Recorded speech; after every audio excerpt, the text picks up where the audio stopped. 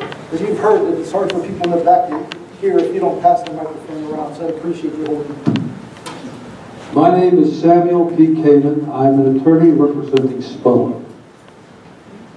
That's Southpointe Property Owners Association. With me today is Mr. Roger Carrier, the president of the association. We actually weren't going to say a whole lot today until we heard the presentation on the Southpointe Golf Club. Just by a little background, I've been practicing law for 54 years, represent about 10 to 12 municipal governments. I've authored about 7 to 8 zoning ordinances over a period of time. I want to start off by saying SPOA supports this ordinance as written. I'm not going to enter into a legal debate with Mr. Bloomling about whether it's right, wrong, or indifferent. You have a very fine solicitor. Your solicitor can defend his own work. I would like to point out a couple matters, though. One, this is a hearing on changing the zoning ordinance. And that is a legislative function which is specifically within the purview and the authority of this particular board. Point number 2, I'm just looking right above you. It says, welcome to Cecil Township, named by Bloomberg Business Week as the #1 place in Pennsylvania and the #8 place in the nation to raise a family. We'd like to keep it that way. We'd like to be able to raise our family here in a place over here that was marketed as a multi-use or mixed-use development where you had residential, commercial, industrial. It was marketed as a place where you could live, work, and play. And that's exactly what we expected whenever we purchased here. We would like to keep it that way. We feel that your zoning ordinance goes ahead and works within the 4 corners of those particular, I want to call it a motto or that vision. So we believe that this works out that way. Insofar as the notice issues, and I wasn't intending to comment on that, but I was kind of at a loss because I just sat through an hour and a half of a presentation of people who were telling me they didn't have notice to come to the meeting today, but yet they were able to present an expert witness, they were able to present some testimony, and I don't understand the lack of notice when they're here. Insofar as the zoning itself, zoning isn't about maximizing the profits that a certain landowner can have. Zoning is about giving individuals who live, work, and play in an area the benefit of their expectation. If I have a residential property, I don't expect to have a commercial or industrial next to me. So it's the expectation that you look at, and that I believe this ordinance accomplishes.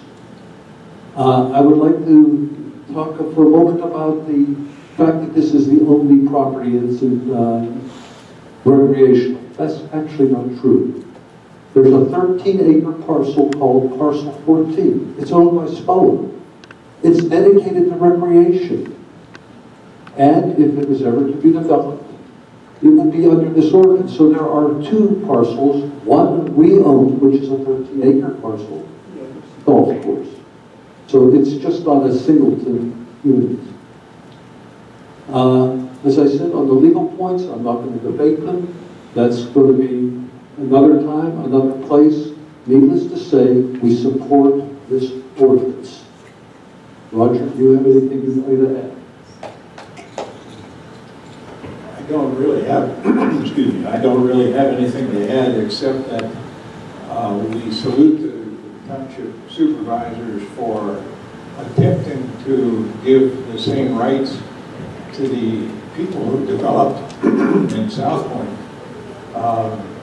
and I might say upscale developments, to give those folks the same rights that the people who develop in Cecil Township have.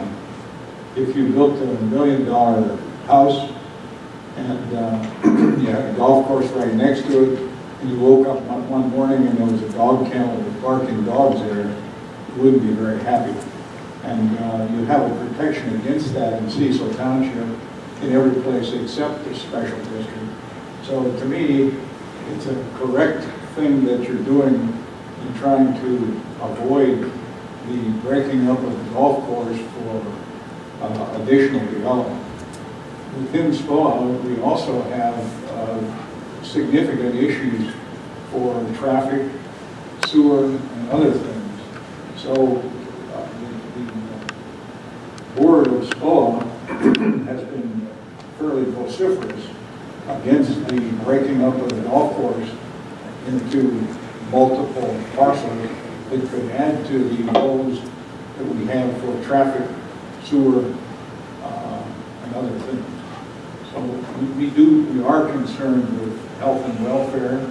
We're concerned with property values, and we salute the commissioners for trying to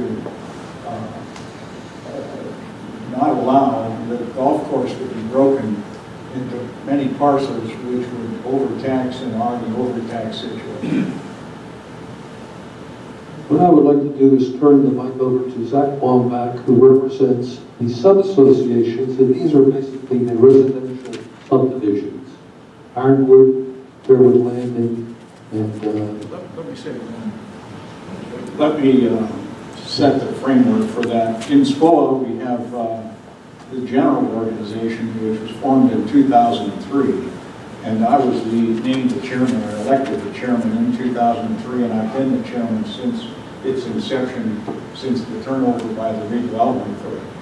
We have 3 sub-associations, each of which has a mind of its own, but they are sub-associations to SPOA in the sense that they are one parcel each of the 48 or 49 parcels that make up SPOA. So Zach is representing the 3 parcels that are 3 separate associations that are sub-associations to SPOA. Thank you, Roger. As Mr. Kamen said, my name is Zach Wambach. I'm an attorney with the law firm of Steptoe and Johnson. I'm here tonight on behalf of the Ironwood Wedgwood Homeowners Association, the Fairways Condominium and Southpointe Association, and the Fairway Landings Townhomes and Southpointe Association. We also echo the comments made by Mr. Kamen and Mr. Carrier. It's the association's position that the residents of the associations chose to live in Southpointe, where, as Mr. Kamen said, we live, work, and play environment. And we believe that the residents have a reasonable expectation and have come to rely on the principle that that live, work, and play atmosphere will be maintained. It's the association's position that this ordinance, in fact, preserves and protects that reasonable expectation and reliance on the community welfare of Southpointe, and that these residents can continue living in that live, work, and play environment and be protected from any unwanted or unnecessary development. And the association supports the amendment as written. Thank you. Thank you. Anybody else? Any resident or citizen? Dr. Swan does. Sure.